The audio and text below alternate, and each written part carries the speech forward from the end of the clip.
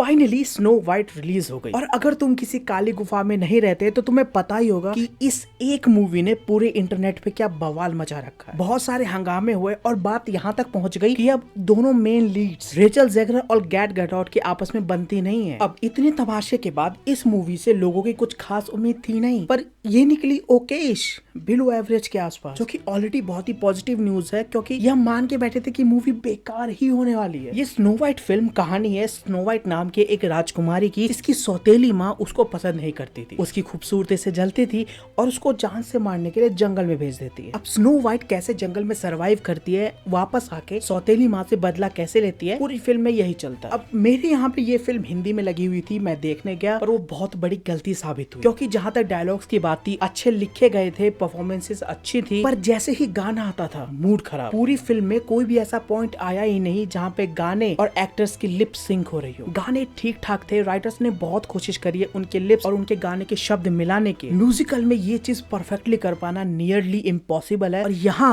वो चीज बहुत बेकार लग रही है। स्नो वाइट एक म्यूजिकल है तो मान लो 50 से 60% सिर्फ म्यूजिक पे चलता है और उस पूरे टाइम में हम देखते हैं कि गाना चल रहा है, लिपसिंग हो नहीं रही, एक्टर जितना तेज गा रहा है आवाज में उतना दम नहीं, तो वो इल्यूजन टूट जाता है जिससे पूरा मजा खराब। कहानी वाइज स्नो वाइट की जो ओरिजिनल स्टोरी है उसको फॉलो करती है कुछ चेंजेस के साथ। ये एक फेरी टेल है बच्चों की कहानी, तो इसमें अडल्ट वाले लॉजिक ढूंढना बेवकूफी की बात है, पर इतना तो हम एक्सपेक्ट कर रहे थे। जो कैरेक्टर्स है उनके बारे में जो चीज कही गई है, उनकी कैरेक्टरिस्टिक्स जो बताए गए हैं वो कहानी में झलके। फिल्म के सभी डायलॉग्स में उसके गाने के अंदर सिर्फ स्नो वाइट के चर्चे हुए जा रहे हैं, बता रहे हैं कि वो कितनी अच्छी है, सच्ची है, बहादुर है। फिल्म के अंदर एज अ कैरेक्टर वो ऐसा कुछ नहीं करती जिससे ये चीज प्रूफ हो। वो राजकुमारी की तरह इंट्रोड्यूस होती है, फिर पोछा मारने लग जाती है, फिर जंगल में भाग जाती है, वापस आती है, कहानी खत्म। हर एक गाने में तुम्हें बार बार याद दिला जाएगा कि वो कितनी सच्ची है, सच्चाई कितनी ज्यादा मैटर करती है, बहादुर होना क्या होता है, लेकिन मेन लड़ाई के समय वो जीतती क्यों है, क्योंकि उसे लोगों के नाम याद है। ये क्लीशे चीजें तुम्हें हर एक बच्चों वाली मूवी के अंदर मिल जाएगी, पर उनको दिखाने का एक तरीका होता है, प्रेजेंट करने का, लिखने का एक तरीका होता है। यहाँ पे उस तरीके को फॉलो नहीं किया। इसकी सिनेमेटोग्राफी भी एवरेज थी, जो कि फिर से एक पॉजिटिव पॉइंट है, क्योंकि एक एनिमेटेड मूवी के मैजिक को लाइव एक्शन में कैप्चर करना इम्पॉसिबल सी बात है। चीजें कलरफुल भी है, डार्क भी है, एनिमल्स अच्छे दिखते हैं, जो ड्रॉफ्स है उनके कलर भी उभर के आते हैं, पर प्रॉब्लम यह है कि इन कलर्स के बीच में कोई हार्मनी नहीं है। चीजें कलरफुल है, अच्छी है, पर वो तुम्हारे ऊपर कोई भी छाप छोड़ के नहीं जाएगी, क्योंकि पता नहीं क्यों मैं इस मूवी से एक्सपेक्ट कर रहा था और ये क्रिटिसिज्म थोड़ा अजीब हो गया। नहीं, जब मैंने ये चीज बोल दी तब मैं रियलाइज कर रहा हूँ। सिंपल सी भाषा में मेरे कहने का मतलब है कि चीजें इतने कलरफुल होने के बाद भी ब्लैंड फील होती है। इसके बाद फिल्म के अंदर के जो कैरेक्टर्स है वो भी तुम्हें याद नहीं रहने वाले। सही बताऊं तो मुझे रेचल ज़ेगर, गैल गैडोट के अलावा फिल्म में कौन कौन है ये पता नहीं है, उनके कैरेक्टर्स के नाम याद नहीं है। सिर्फ ये पता है कि एक स्नो वाइट बनी है, एक इविल क्वीन बनी है, वो भी सिर्फ इसलिए क्योंकि फिल्म के अराउंड इतना सारा हंगामा हुआ। इस फिल्म के अंदर अपनी एक भी क्वालिटी नहीं है जिसकी वजह से मैं इनको याद रखूं। इविल क्वीन सिर्फ आईने के सामने जाके चिल्लाती रहती है, उसको जंगल भेज देती है, जबकि उसके पास कोई रीजन नहीं है उसको जंगल भेजने का। वो महल में ही उसे मरवा के गाड़ सकती है और किसी को पता नहीं चलेगा। वो खूबसूरती के पीछे इतना पागल है